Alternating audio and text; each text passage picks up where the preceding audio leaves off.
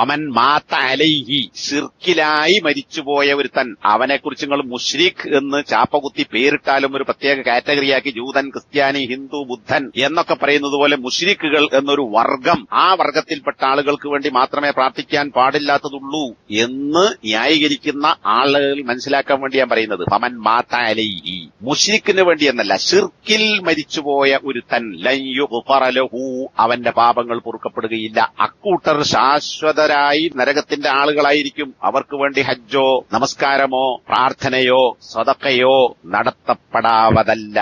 അതിന് തെളിവെന്താ? സൂറത്ത് സുമറിലെ 65-ാമത്തെ ആയത്ത്. നിനക്കും നിനക്ക് മുമ്പുള്ള ആളുകൾക്കും, അതായത് മുഹമ്മദ് നബിക്കും മുമ്പുള്ള പ്രവാചകന്മാർക്കുമെല്ലാം അള്ളാഹു വഹി നൽകിയിട്ടുള്ള സംഗതിയാണ് ലഇന്ന ശറക്ത ലയഹ്ബതന്ന അമലുക വലതകൂനന്ന മിനൽ ഖാസിരീൻ. ഇതറിയാത്തൊരു മുജാഹിദ് ഉണ്ടാവില്ല. നീ എങ്ങാനും ശിർക്ക് ചെയ്താൽ, ഇവിടെ നീ എന്ന് പറഞ്ഞത് മുഹമ്മദ് നബിയെ കുറിച്ചല്ല, എല്ലാ നബിമാരോടും ഉള്ള സംബോധനയാണ്. അപ്പൊ ഏതൊരു നബിയോടും അള്ളാഹു നടത്തിയിട്ടുള്ള സംബോധനയാണ്. ആദമേ, നൂഹ്, ഇദ്രീസ് അങ്ങനെ തുടങ്ങി മുഹമ്മദേ, നീ ശിർക്ക് ചെയ്താൽ നിന്റെ അമല് ബാത്തിലായി പോവുക, പൊളിഞ്ഞു പോവുക തന്നെ ചെയ്യും.